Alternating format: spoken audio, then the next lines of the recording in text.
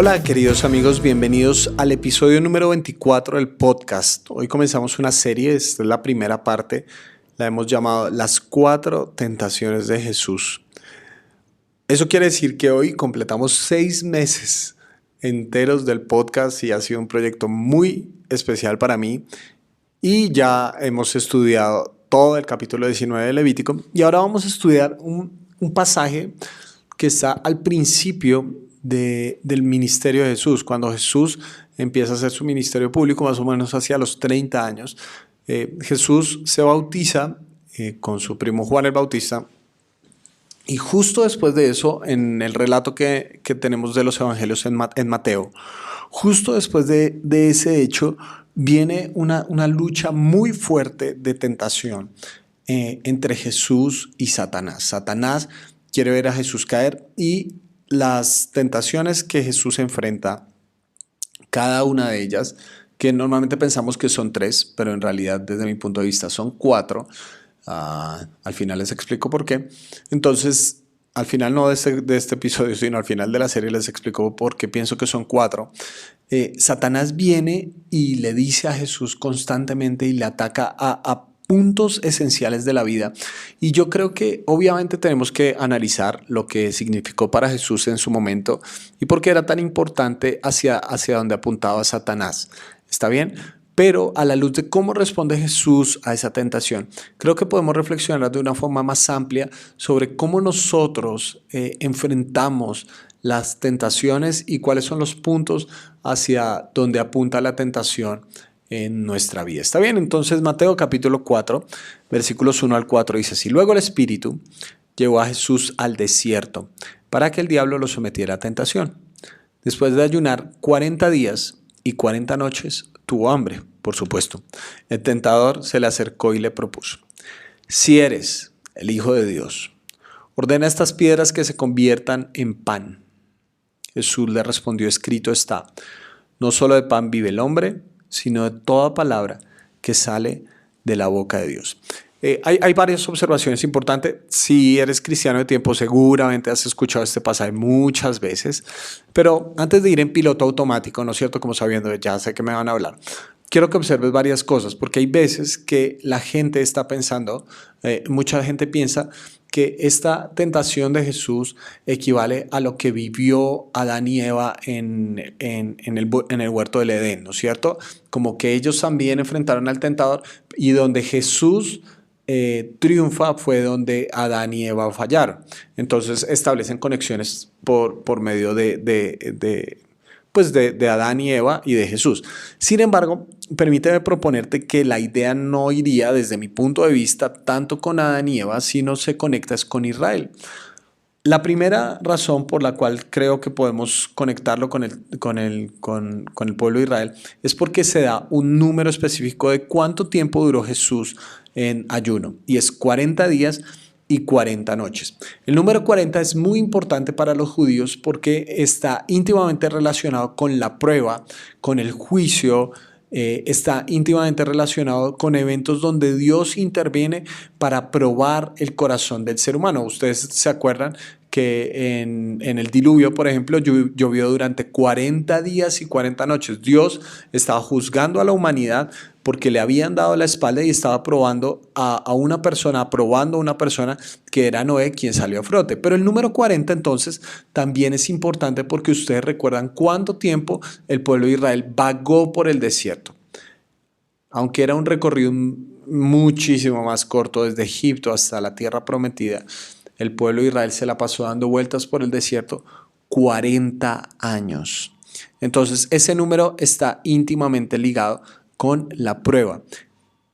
Primera observación. Y segunda observación, si ustedes se dan cuenta constantemente, Jesús va a contestar con las escrituras, va a decir: escrito está, escrito está, escrito está. En cada una de las tentaciones donde viene Satanás, Jesús dice: escrito está, escrito está, escrito está. Y más allá de sencillamente memorizar la Biblia, aunque es muy bueno y puedes memorizar Biblia, nos vamos a dar cuenta que cada una de las respuestas de Jesús está íntimamente ligada con la experiencia de Israel, porque Jesús está citando la Torá, los primeros 5 libros de la Biblia, Génesis, Éxodo, Levítico, Números y Deuteronomio. Y Jesús no cita en ninguno de estos casos Génesis, sino cita todas las veces textos que están relacionados con la historia de Israel después de que salió de Egipto. Entonces, la tentación de Satanás, fundamentalmente esta primera tentación apunta a la necesidad, porque es muy fácil que la necesidad se convierta en un campo de tentación.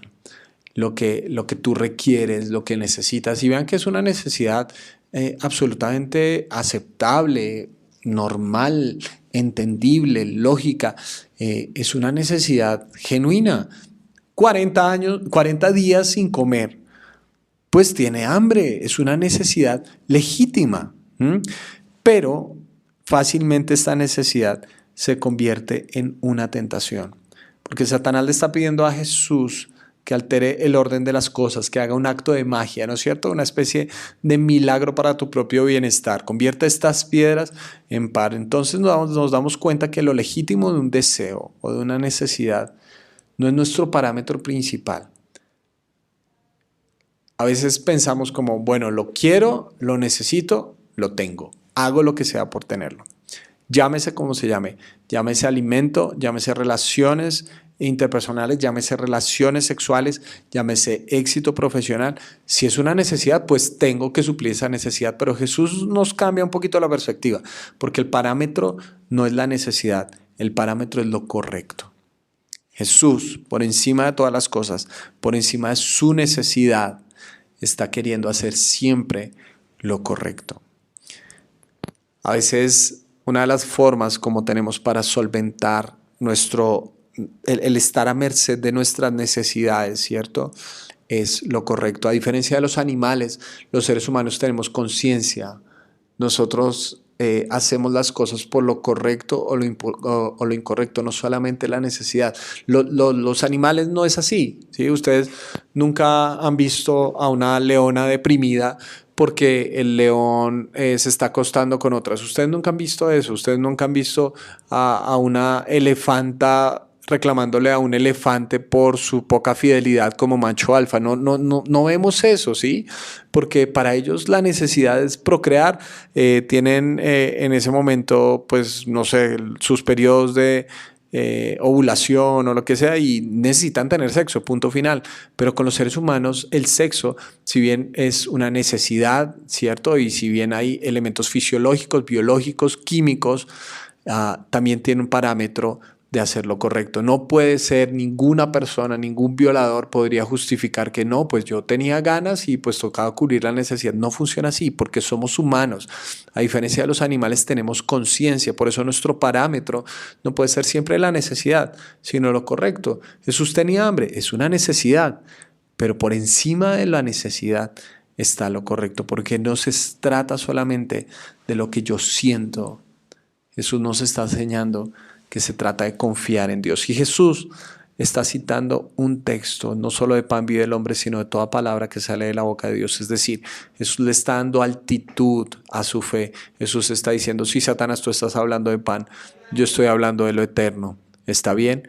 Entonces, esto es lo que Jesús está diciendo de una forma muy clara. Y es que está citando el libro de Deuteronomio para hablar precisamente de cómo podemos entender adecuadamente una lucha con la tentación de la necesidad. Deuteronomio capítulo 8, el que está citando Jesús, en los versículos 2 al 5 dice así, más extensamente, Dios está hablando con el pueblo de Israel, dice, te humilló. Bueno, leo desde el versículo 2. Recuerda que durante 40 años, ahí tiene 40, el Señor tu Dios te llevó por todo el camino del desierto y te humilló y te puso a prueba para conocer lo que había en tu corazón y ver si cumplirías o no sus mandamientos. Te humilló y te hizo pasar hambre, pero luego te alimentó con maná, comida que ni tú ni tus antepasados habían conocido, con lo que te enseñó que no solo de pan vive el hombre, sino de todo lo que sale de la boca del Señor. Durante esos 40 años no se te gastó la ropa que llevabas, ni se te hincharon los pies. Reconoce en tu corazón que así como un padre disciplina a su hijo, también el Señor tu Dios te disciplina a ti. Eso sí, son versículos de los que son difíciles hablar, ¿no es cierto? Porque leemos esto de que Dios humilla. ¿Cómo funciona eso? ¿Sí? ¿Y por qué Dios necesita humillar? El propósito de la humillación, aquí no lo vemos tanto, y el concepto no es solamente esto, sino es el, el momento donde ponemos a prueba algo para ver cuál es la calidad de esa persona. ¿No es cierto? Porque si todo va bien, si todo sale perfectamente, pues es muy fácil que todo esté bien en tu corazón. Pero la verdad de una persona se sabe en medio de la crisis, ¿no es cierto? La verdad que hay en su corazón, porque todo corazón del ser humano está manchado por orgullo, todo corazón del ser humano. Necesitamos nuestras dosis adecuadas de humildad, y la vida misma tiene su manera de llevarnos a la humildad. Y aquí nos damos cuenta por detrás que, si bien es cierto que el pueblo de Israel había salido por una obra de Dios, también el desierto era un trato de Dios hacia el pueblo, porque no solamente quería llevarlos y que ellos se creyeran como el mejor pueblo de todos, sino que quería que ellos fueran sometidos a la humildad. El propósito de la humillación aquí no es lastimar a una persona, es sacar la humildad que se esconde detrás del orgullo que hay en su corazón. Porque ustedes, si conocen la historia, saben que el pueblo de Israel, por más de que habían sido esclavos, una y otra vez le estuvieron exigiendo a Dios, exigiendo a Dios. ¿Qué clase de orgullo tiene que haber en el corazón de un ser humano? Orgullo tan tenaz que le estaban exigiendo a Dios y diciéndole: no, comíamos mejor en Egipto, mejor danos comida. Y vean, este es el punto. La humillación no es para destrucción, la humillación es para vida, porque Dios dice: te llevé por el desierto para darte maná. El pueblo nunca hubiera probado el maná si no hubiera salido al desierto. Porque la respuesta que nosotros tenemos frente al sufrimiento evidencia lo que de verdad hay en nuestro corazón. Solamente tienes que apretar un poco la tuerca de la necesidad para ver qué tanta bondad se esconde en tu corazón. Aquí no se trata de un Dios cruel que simplemente no tiene nada más que hacer sino hacer sufrir gente. No se trata de eso, se trata de que el pueblo necesitaba reconocer la cantidad de orgullo que hay en su corazón para ver que Dios es bueno y que Dios es amor. Esa es la idea que nos manda al final de los versículos que leímos. Como un padre disciplina a su hijo. Ninguna disciplina de un papá es para destruir. Bueno, de un buen papá, espero, sea para destruir. Un papá lo que quiere es lo mejor para su hijo. Si mi hijo mete la lengua en el tomacorriente y yo le digo que no lo haga y él se pone a llorar, yo no lo voy a dejar por el libre desarrollo de la personalidad, porque yo quiero a mi hijo vivo, ¿sí? Pero seguro le voy a tener que hablar fuerte, le voy a tener que decir que esas cosas no se hacen por su propio bienestar. Lo tengo que disciplinar, tengo que, como un arbolito que va creciendo, ponerle una guía, una rama a su lado, una rama más fuerte para que él pueda crecer recto.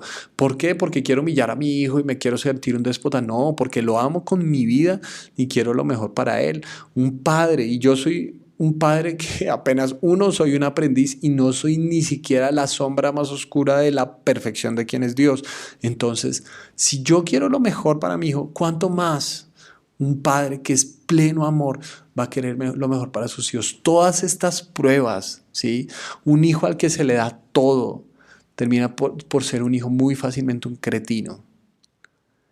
Pero un hijo que es sometido a prueba con el acompañamiento de su padre es un hijo que va a conocer las calidades que se esconden dentro de su corazón. Eso no es crueldad, eso es amor. Si yo no dejara que mi hijo caminara, no sería algo bueno, o sea, sería realmente algo malo. Pero es que el problema de caminar es que seguramente él se va a caer, se va a golpear, va a tener moretones, va a tener llanto y probablemente desde su punto de vista va a decir, papá, pero tú no me quieres. No, al contrario, te amo tanto que quiero que seas lo mejor posible. Yo no quiero que simplemente el resto de tu vida seas un bebé de brazos, aunque sería lo más cómodo para mí. Yo quiero que tú crezcas, que seas independiente, que hagas las cosas bien. Va a costar, pero yo no puedo hacer todo por ti. Yo quiero que tú aprendas a hacerlo por ti mismo. Eso es lo que hace un papá, porque él no quiere que nosotros vivamos a la merced de nuestras necesidades, porque eso nos convierte simplemente en personas caprichosas. Porque cuando te dan todo, tú no logras nada. Y el propósito de la vida no es ser caprichosos, es ser fieles. Y Jesús siguió siendo fiel a su Padre Celestial, aunque tenía una tentación de una necesidad legítima. Y Jesús vuelve a retomar esta idea y dice, ¿saben qué? Así haya posibilidad de que yo haga las cosas, yo recuerdo que mi sustento viene de la boca de Dios, el mismo que hizo con su palabra, que todo exista. Dios tiene la posibilidad de sustentarme en cualquier situación de la vida. Yo no voy a endilgar mi vida, yo no voy a firmar un cheque en blanco al infierno simplemente basado en mi necesidad. ¿Cuántas personas de verdad hacen lo que sea por suplir sus necesidades y en el camino han perdido la perspectiva de que lo importante no es cumplir tus caprichos, lo importante es ser fiel? Y lo que Jesús nos enseña es aprender a tener en cualquier circunstancia confianza, porque todos nosotros tenemos necesidades y esa es la verdad. Probablemente tú tengas en este momento necesidad económica, ¿sí? Y existe la posibilidad, siempre está la posibilidad abierta de hacer cosas que desde tu conciencia sabes que son turbias y que están mal. No solo de pan vive el hombre, sino de toda palabra que sale de la boca de Dios. Y tú piensas que es muy fácil para mí decirlo, ¿cierto? Ay, sí, tan bonito y todo eso, pero no. Yo también tengo mis propias necesidades y tengo que acordarme una y otra vez. Yo lo podría hacer a mi manera. Yo podría tratar de convertir estas piedras en pan, ¿sí me entiendes? Yo podría tratar de alterar la naturaleza y el orden de las cosas porque necesito esto. Pero tengo que recordarme una y otra vez que no solo de pan vive el hombre, sino de toda palabra que sale de la boca de Dios. De pronto en este momento estás teniendo situaciones sentimentales sumamente complejas y quieres botar la toalla en tu matrimonio, quieres gritarle a tus hijos, tienes problemas en tu trabajo, no sé, mil cosas, y tienes una necesidad que puede ser legítima de afirmación, de que alguien te diga las cosas bien. ¿Sí me explico? Pero. No solo de pan vive el hombre, sino de toda palabra que sale de la boca de Dios. También de esto puedes aprender. También de esto puede salir algo bueno.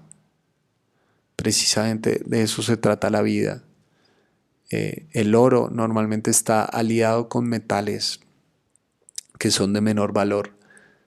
Y el oro es el metal que más resiste calor en la faz de la tierra. Por eso los meten a hornos de suma cantidad de calor. No recuerdo la cantidad exacta. Y a medida que van subiendo la temperatura, no sé, decir 100, 150 grados, se empiezan a quemar los metales de menor valor, el cobre, la plata, se empiezan a quemar hasta que al final, en el punto más alto de calor, lo único que queda de ahí para arriba es oro puro.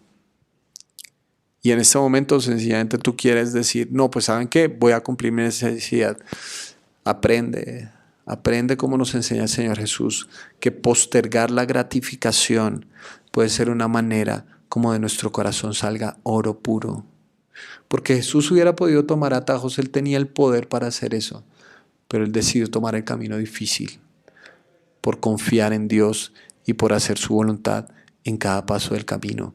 No sé cuál es tu necesidad en este momento, no sé, tienes temor a quedarte sola, tienes temor a quedarte solo y entonces te estás metiendo en relaciones tóxicas por ese temor, por esa necesidad de afirmación que es genuina, pero de pronto por querer llenarla estás metiéndote en cualquier situación tóxica para tu vida. Recuerda una y otra vez Dios es suficiente, la palabra de Dios es suficiente. Yo no tengo que llenar mi necesidad como yo pienso. Yo tengo que llenar mi necesidad como yo necesito, de verdad.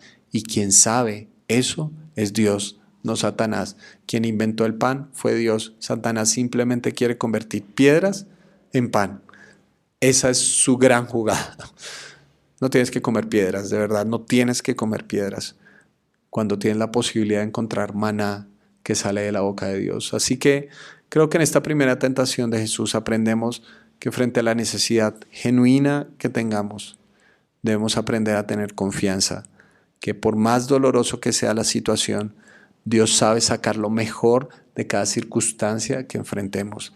Y espero que en cada necesidad que estés atravesando puedas recordar que lo que Dios más, en lo que Dios está más interesado es en tu carácter, en que tú seas una persona fiel y que confíe plenamente en Él. Te mando un gran abrazo.